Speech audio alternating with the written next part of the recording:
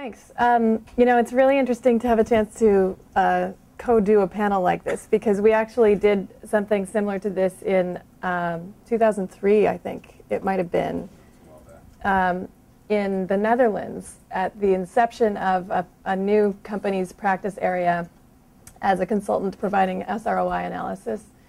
And I think that probably Jed said much the same thing at that time. And I actually think I met Jed in 1997 as a result of the writing that you had done about the work you were doing.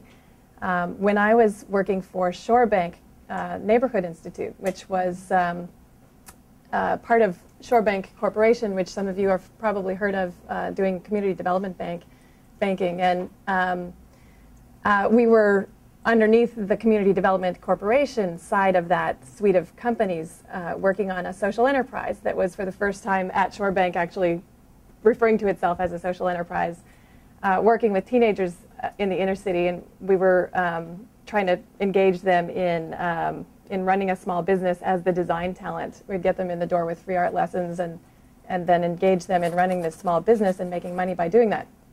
And our funding also came from foundations, and we were experiencing exactly the same kind of tragedy that Jed described so well. And I think that all of the insights that that had come out of that for Jed, which he was trying to communicate, were things that now that I have spent the last 13 or so years actually working on in practice in a variety of different sectors, so exactly right. But there's a lot in what he just said. And what I'm going to say is sort of like a different way of saying the same exact thing. But it took me 13 years of actually going out and trying to do the stuff and thinking it through and sort of working with all these different organizations in different sectors who at the end of the day basically come up with exactly what he just said, which is encouraging at the end of the day for me, because if the fundamental approach to understanding what the value is relative to the investment and the effort ends up being the same whether you are a large institutional investor putting money into clean tech venture capital, or a healthcare foundation working on preventative health in community organizing kind of strategies, or you're a human rights advocacy organization, if it's the same basic procedure, then that holds, I think, the seeds of an emerging management discipline, which I believe that is what this is. So the definition of social return on investment is something that I think we need to speak to directly. But I think that what this is really about is a management discipline that has never been before, and it's some kind of a fusion of sociology and market research and finance and accounting and marketing, and but it's something different than all of those things.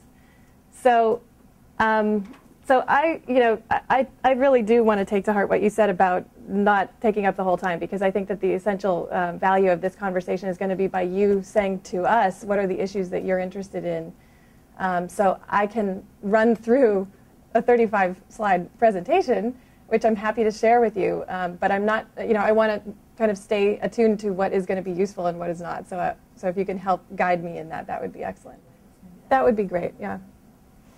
Okay, so I won't dwell on SVT except to say that we have worked with organizations deliberately that are in the financial sort of market rate of return sphere of investment, and companies on that side of things. We've worked with nonprofits and foundations, and we are deliberately doing that so that we can see the cross-cutting pattern.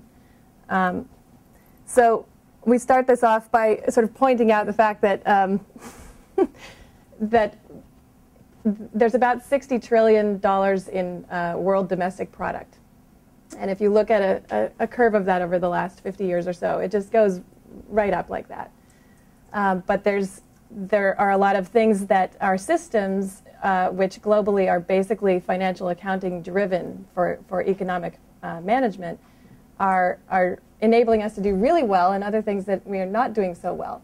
And some of the byproducts of that are that there's still a huge amount of poverty. The chart down here, do you guys recognize that line? Which is parts per million of carbon in the atmosphere over the last 1,000 years.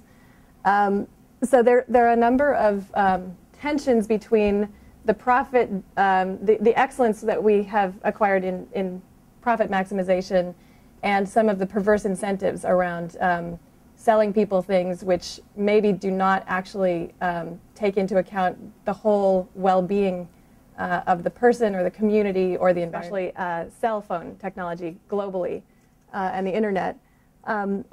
Management is essential, and I think that where we are really is in peer learning groups. I think that that's sort of an approachable model that people are willing to get into, whereas they get pretty freaked out when you start talking about telling them what they should and shouldn't measure, which is what they hear most of the time when you talk about measuring stuff.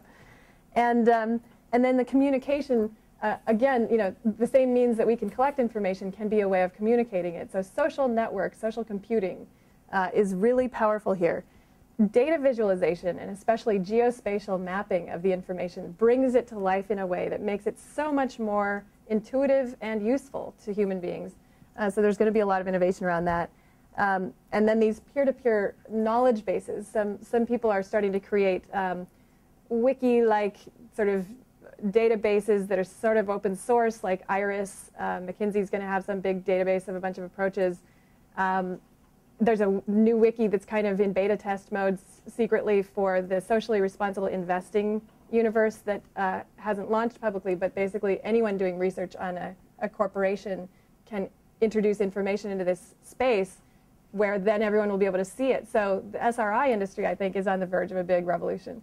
Who's doing that? Or is it I think that they haven't really gone public with it yet, and it is potentially a little bit concerning to the current SRI industry. So while they're getting that sorted out about like what stance and how the information, but it would be shared. You know, it would be completely open source. So those are some of the things that I think we can look for. Design thinking coming in, branding geniuses from everywhere you can name. There's just a lot of high-powered energy coming into this issue now. So that's what I wanted to say, and hope